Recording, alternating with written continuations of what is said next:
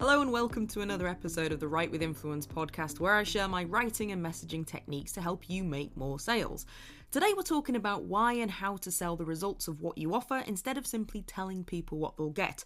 And this was inspired by a real life letter to the show that I may have received or may have been written entirely by me. Either way, let's hear from our listener in need.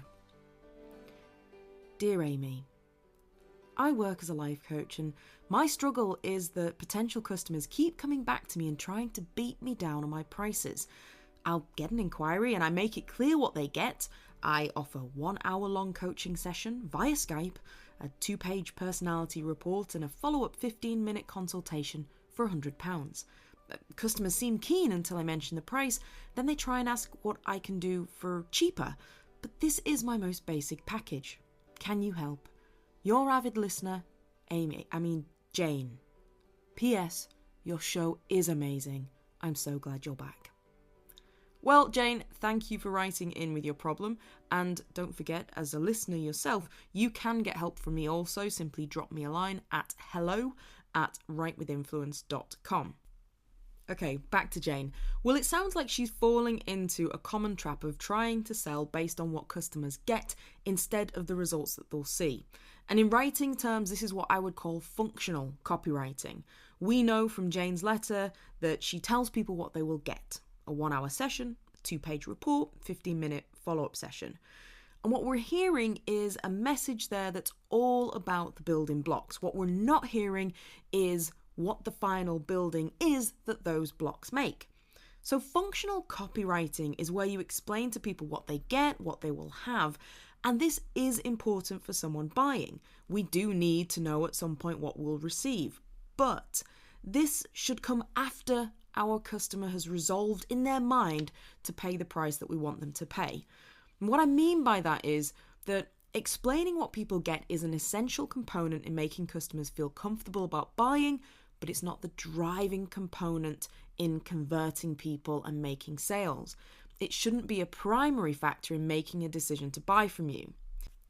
Here's a quick example from my own experience. About 10 weeks ago, I managed to fracture my ankle playing netball. And when I say fracture, that is really just for sympathy, because what I actually did was I rolled it, I sprained it really badly, and in doing so managed to ping the tiniest splinter of bone from my ankle. Still incredibly painful, and it still classes as a fracture. But fracture sounds better than bone splinter of the tiniest variety. Anyway, I've just started to play again, so I know that I'm going to need new trainers. And I went to the sports store, which has specialist netball shoes, and picked a pair that's going to help support my ankle. So the idea is that I don't roll it again and that I have some good support and I can feel confident on the court. Now, when I was shopping, I didn't ask the price of the trainers at the time when I was trying them on, and I'm kind of pleased about this because I would have wept. They weren't the cheapest trainers, but that's not what I was looking for. I wasn't simply buying trainers. I can pick up a pair of trainers very cheaply if that's my only criteria, but it wasn't. I wanted something specific, something that made me feel safer on the court, and that was my primary concern. Price was a secondary concern to the results that I wanted to get. Trust me when I say that your customers are the same, unless they are bargain hunters and you offer bargain goods. It's unlikely that your customer is making a decision based on what they get and how much it costs alone. So what are they basing their buying decisions on? Well, first I want to make it clear that this isn't to say your customer doesn't have a budget in mind. Many customers will do. What I want to talk about today is 2 different ways of approaching the sales messaging around your product. One way really makes your customer focus on the price, and another way encourages them to focus on the value. The difference in these 2 approaches boils down to whether you are selling components or whether you're selling results. If you're only selling components, and by that I mean you're focusing on what a customer will get rather than the results they get from your product or service, you are going to find yourself in a constant battle to try and justify your prices. And that's a rubbish battle to be in. It's a David and Goliath battle, except that you don't have your little slingshot or you've only got some tea cakes or hot cross buns instead of stones in your slingshot, and Goliath just ends up crushing you. It's not a battle you want to be in. You don't want to be spending your time and effort twisting someone's arm to become a customer and pay you what you're worth and what your product's worth. You want them to want you. And you do that by leading with results. I'm going to give you 3 simple ways to do this in your copy so that your writing is more influential. But before I do that, I need to explain one thing. Some customers will always see a product in terms of its components. And these people, like I say, unless your focus is to offer the lowest possible prices, these people are probably not your customers. And it's good to recognize that so that you don't waste time trying to convince someone who is probably never going to pay the price that you deserve. Let me give you another example. A few years ago, my parents travelled down from Yorkshire in the northeast of England to visit me where I was working and where I now live in Brighton in the south coast. Now, if you're an international listener, there's a couple of things you need to know for context. 1 is that Yorkshire folk are very careful with their money, and 2, everything in the south costs more than in the north. So I decided to treat mum and dad and invited them to this lovely little cafe for a cup of tea in the afternoon. And it's very typical of the sort of place you'd find in Brighton: artisan cakes, exposed brick, chunky country cottage style tables. We go in and I know mum's going to like it. She's oohing and she's eyeing at the decor. Dad's a little bit more reluctant. He's a bit more at home in a snooker hall with a pint of bitter than he is in a cafe, having a fancy cuppa. So we're getting settled at a table, and this place isn't very big, so, it's noticeable that there are some new arrivals. We're just about to sit down. Dad's halfway to taking his jacket off when he stops dead, and he stares at the cafe counter behind me, where all the cakes and the pastries are displayed. "That can't be right," he states, rather loudly for the relaxing ambience. And he is frozen rigid to the spot, so much so that I feel this obviously needs my attention. So I turn around and wonder what has caused such grave concern, and I can't see anything. "What is it?" I ask him. And now my mum senses that he's going to get a little bit difficult, and she just says, "Douglas," in a way that says, "I know you're about to complain about something, but stop it." Unfortunately, that didn't work. My dad looks at me again, he looks past me again, and he says, "That over there," with more urgency. Something's really rattled him. He's very unsettled. So I turn around again, I can't see anything, and he looks at me and he just says, "The scones."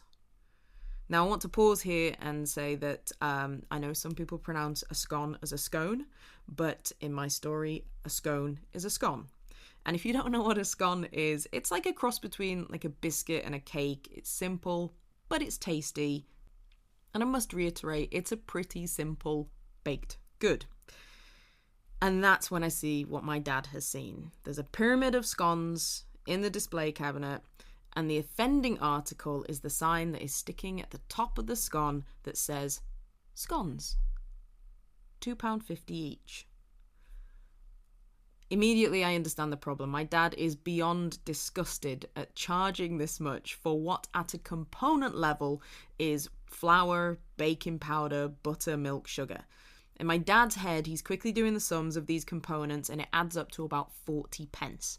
And yet here is this cafe charging more than 5 times as much. And I couldn't help myself but respond with, "Do you even want a scone?" As I've never known him to want one before. And he just looks at me and he says, "No, I don't want a scone, but I don't want to drink in a cafe that charges that much for one." And with that, fastened up his jacket and left. Now, for some people, the price of the scone wouldn't matter. They would sit in the cafe, soak up the atmosphere, and have already sold themselves on the idea of, having some kind of indulgent refreshment. The scone would be part of the overall experience rather than a cluster of low-cost ingredients. The sum of the parts, having a scone as part of an occasion, would be more valuable than the individual ingredients.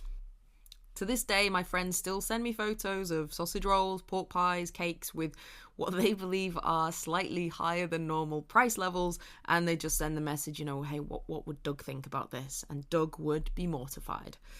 Now, as I mentioned, some people just aren't your target market. My dad was not the target market for this cafe. But if your copy tends to focus more on the components instead of the results, what you can find is that even someone who would make a perfect customer for your service doesn't see the value that they should in what it is that you do. Let's go back to our letter writer, Jane. Because she's breaking her offer down into what customers get, people are more likely to focus on the cost of those things as a whole rather than the value that they receive as a whole. For example, let us say that you're a copywriter and you offer to write a sales page for £2,000. So in your discussions with your potential customer, you tell them what they're going to get. You explain they get 2,000 words of copy for £2,000. You also explain that this includes interviews with up to 5 customers as part of research and also 2 rounds of revisions.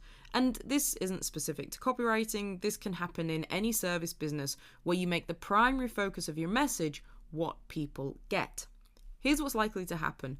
Your customer is going to start focusing on the fact that they get 2,000 words, 2 rounds of revisions, 5 customer interviews. And when they start to focus on those things, commonly you get one of 2 outcomes. Either they come back and ask you, well, how much cheaper would it be if you only write 1,500 words or just do 1 round of revisions? So they try to whittle down the services and suddenly your revenue is being eroded. The other possible outcome is that your customer accepts the price, but then they become very focused on you delivering exactly the quantity of service you promised. Notice I didn't say quality, because let's say our copywriter does 3 interviews with customers and they get all the information that they need. Because the price is for 5, there's a good chance the customer will want all 5 doing, even if it adds no extra value, simply because it's been included and it's been promised for the price. When you have a customer focused on cost instead of value, it can be really, really hard work. So what can you do instead? Instead, you want to sell the results, not the components. And I have 3 ways to help you think about this. I call it the do, be, feels. And while that might sound like the name of a funky barbershop quartet, it's actually a way to remind you to sell the results when writing copy or creating a sales message. The do, be, feels relates to how your customer life changes for the better once they have your product or service. What you want to start thinking about in your copy is explaining how you help your customer do something they couldn't do before, be something they weren't before, and feel something they didn't before. Hence, the do, be, feels. So how does this work? Well, let's look at our copywriter. Once they've written a sales page, a cracking sales page, what can their customer do with it? And you really, really want to be focused on the verb here. So you don't want to think about what your customer will have or get or receive by working with you. Put them at the center of the action. What can they do because of what you have delivered? In case of a sales page, this can mean that they can make an offer to their audience. They can show, communicate, express the value of what they have. They can reach more people with a compelling message about why customers should buy from them. What about be? Well, this might mean that they can be taken more seriously as a business owner by promoting a professionally crafted sales page. Maybe it means that they can be more visible, they can be more effective in their marketing by using persuasive copywriting techniques on the page. And how might they feel? When it comes to feel, you want to be moving people away from a negative emotion or towards a positive emotion. So they might feel less shy or nervous about launching a product, or they might feel more confident that their launch is going to be a success. When you focus on the results, it's not that you don't have to explain how you're going to get there. What people get is still important. But when you lead with a conversational sales message about results first, customers tend to have more confidence and are less likely to try and beat you down on price or scrutinize every little thing that you deliver, not on the basis of the quality of the work, but on how much they've paid for each particular service or deliverable. And this can also be a challenge if you price a service based on the time it takes. My husband Malk builds banjos, and for a while he used to do banjo repair work, but he had to stop taking on repairs because people would judge the repair on the time it took him to do it, rather than the results of the work. And many customers would say this was always a red flag. Oh, this won't take you very long. What they really meant was, oh, this won't cost that much, will it? And it's the wrong way to look at it, because a repair that fixes a problem in 30 minutes is not 30 minutes worth of work. It's 30 minutes plus all of the years and thousands of hours of learning and experience and practice that gets you to the point of knowing how to fix that problem. How long it takes is really secondary to that. I'm not saying that you should never price by the hour. What I'm saying is that you want to be able to explain the true value of that hour. And that is done by focusing on what your customer can do, be, and feel as a result of your service. Okay, that wraps it up for this episode. If you would like to subscribe, you can do so over at iTunes or wherever you get your podcast. Please also feel free to leave a review and a rating and let me know what you think of today's episode. If you have any follow-up questions, feel free to leave a comment on the episode page or email me at hello@writewithinfluence, and you can always find me on Twitter at HarrisonAmy. I always reply. Feel free to tweet. Till next time, keep believing.